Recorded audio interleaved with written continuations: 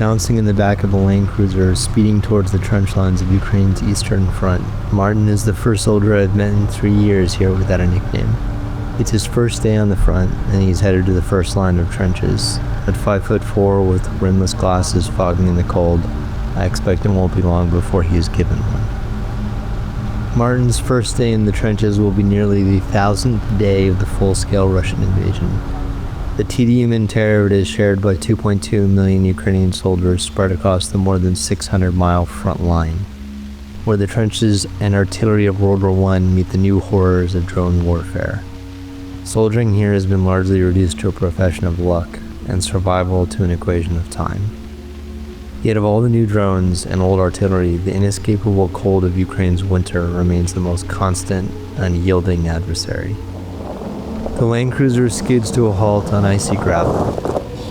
The total dark is punctuated by the red glow of headlamps. Hands heave out of the dark and pull us and crates of ammunition inside a derelict factory. The red flashlights do nothing to illuminate the wreckage-strewn interior.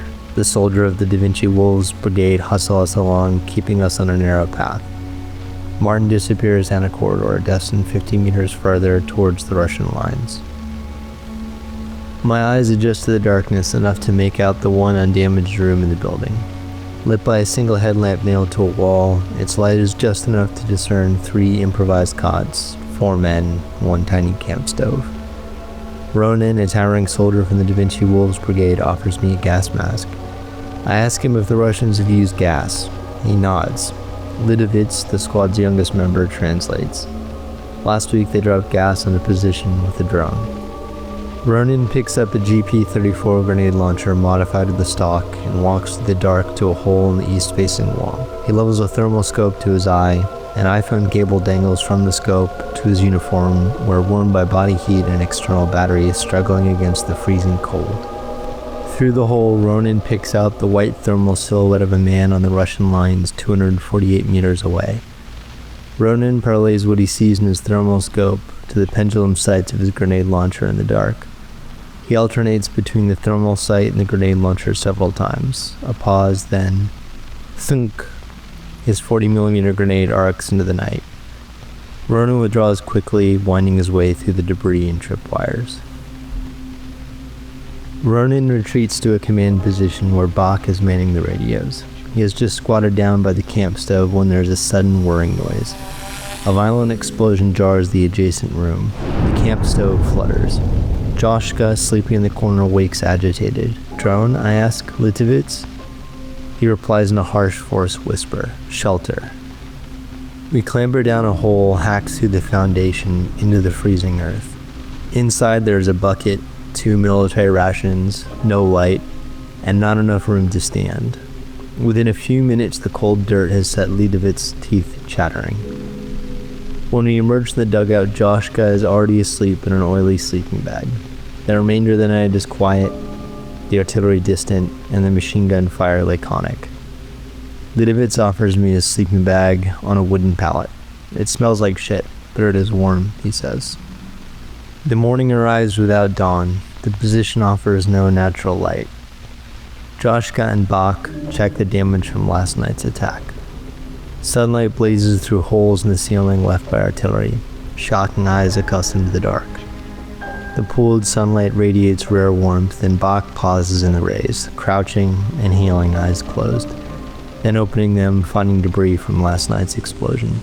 Amongst the debris is a homemade bomb that failed to detonate, and finally, 3 feet further, an unexploded mortar. In the dim morning light, the 4 men strike me as a different breed from the Ukrainian fighting men I've come to know. All are volunteers, all are fit. Joshka may be the squad's old man, but at 33, he is 7 years younger than the average Ukrainian soldier. Their uniforms and equipment are a departure too, high quality and privately purchased. New CZ Bren 2 rifles, seen mostly in Special Forces units, are cradled in capable arms, each featuring optics, a rare sight in Ukraine. Daily life from the front takes the shape of a fight in all directions, in millimeters and degrees, against the Russians to the east and the cold everywhere else. 2 of the wolves take watch, a 3rd rests, the 4th digs in deeper, reinforces, mends. Joshka is working on the shelter. For 3 hours, he hacks away at the icy earth with trench shovel, pick, and axe. 5 days of work have eaten him a dugout just large enough for the position's 4 men to wait out a barrage. His labor, like most of the hushed conversations here, is punctuated by coughing fits. Bach brings the dirt out by bucket and fills the sandbags to shore up their position walls against attack. The thin wall's illusion of safety would not hold out against even light machine gun fire. Even at the peak of the day, the thermometer barely scratches 0. For heat, they have 3 cats, a dog, and trench candles they conceal inside a covered camp stove. The candle's unfiltered light can bring the enemy on them, but its heat is of little consequence, even to the men huddled around it. The dog, mangy and tail-tucked, is deaf from explosions, and nearly blind in the perpetual darkness. It spends most of its days underneath the radio desk next to the camp stove. Its other favorite location is underfoot. The dog trails the soldier's every movement. Separated, it instantly begins to scratch and whimper. Diverting the smoke from the tiny candle-lit stove requires a lengthy exhaust system that is another chore to maintain. If they lose what little heat they have, hypothermia can set in. On the front line, evacuation for hypothermia, as for an artillery wound, is only possible at great risk and by night. Medical vehicles are a favorite target of the Russians, and often casualties must survive for multiple days to be extracted at all. The sound of artillery, overhead drones, and machine gun fire intensifies with the rising sun. The temperature does not. Bach works repairing the exhaust pipe for the camp stove. It's leaking now and acrid smoke builds in the windowless room. The stove dies in total dark, accompanied by a damper cold sets in. In an hour he's repaired it, and now begins making more trench candles, combining coiled cardboard with wax and empty soup tins. Radios connect the position to the isolated trenches nearby, and with every strike in the trenches, the squad checks in for casualties. A long silence following a strike is deafening. A hurried voice breaks over the radio, bringing the squad to arms. There is an armored vehicle, maybe Russian, Lidovitz says. The Soviet-style BRDM could belong to either side, and with its cannon and position on a hill crest could bring destruction to both. The Ukrainian lines brace and wait. The armored vehicle retreats. Not long after, there's a sharp swoosh and nearby explosion. The wolves seem unperturbed. A minute passes and another whoosh, and impact, this time closer. A Ukrainian drone overhead relays video of the strike nearby. Probably it's MLRS, multiple launch rocket. Maybe a tank, says Lidovitz. Another whoosh, this time shaking the position. 2 of the wolves take to fighting positions.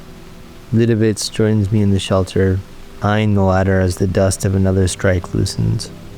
After the 6th round, there are 10 minutes of silence. Cautiously, the squad resumes its tasks. No sooner have they begun than an impact echoes from the opposite side of the position. We scramble back to the shelter. Lidovitz has a shocked grin, eyes wide. At 22, he's the youngest in the squad. Waiting for the next impact, Lidovitz looks lovingly at his rifle. Is he worried? I worry for my friends. I feel I will make it through this war. He continues, looking up at the shelter's entrance. But if I make it home, how can I find myself in a civilian life? Another rocket lands, the closest yet. The next seems like it could hit us directly. It impacts no closer than the last. Subsequent rockets now impact farther away with each volley. After 5 minutes of silence, we leave the shelter. The mangy dog is still cowering under the radio desk, silent throughout. The setting of the sun is only perceptible as a deeper cold seeping into the position. The explosions now boom more sonorously in the clammy night air. The men wrap themselves up, yet in a few hours their bodies yield to shaking. Gun barrels become biting cold. Rations and tea are heated. 2 of the men pluck up cats and wriggle into filthy sleeping bags. The mangy dog has no takers and crawls under an occupied cot. Hours pass and the radio traffic brings the men to arms again. There is a muted commotion at the perimeter, and first one, then two well-built youth arrive. They are without winter layers and sweating profusely. Red flashlights illuminate mist curling from under their body armor. Unloading heavy packs, someone asks if they heard any drones. Each man has crossed the no-man's land between positions alone, hoping to avoid drone detection, and failing that, multiple casualties. One of the newly arrived wolves inquires with a harsh whisper, looking around the position's dim corners.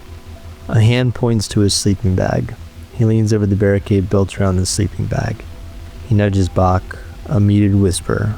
Arms shoot up in the darkness, and the two soldiers embrace, locking arms and exclamations forced to a hush. The two friends have not seen each other in 5 days, a lifetime on this front. Amplifying the night's anxiety, a vehicle extraction is planned. Vehicles draw the attention of drones, both to the vehicle and positions. Driving off-road, it's impossible to match the 60-mile-per-hour speed of a drone. Nonetheless, men must be rotated on and off the line, supplies replenished, and casualties evacuated. Men and munitions are staged carefully, rigged to be moved as efficiently as possible, as quietly as conceivable, and in total darkness. The men crouch in the dark, hands on bags of supplies. A warning crackles on the radio and the distant engines reverberate. A sound of crunching gravel, squeaking brakes. Sprinting into the dark, the soldiers throw aside the Land Cruiser's troop doors and slide supplies in. The men jump in last. No time for seats, they pile into the equipment and slam the doors shut. The cruiser hurtles into the night. Ronan looks down at the piles of ammunition and explosives beneath him and makes exaggerated eyes at them. At least we'll be over quickly, he seems to say. In another 30 minutes, his 17-day tour of the Eastern Front will be over, and the war's 894th day will have just begun.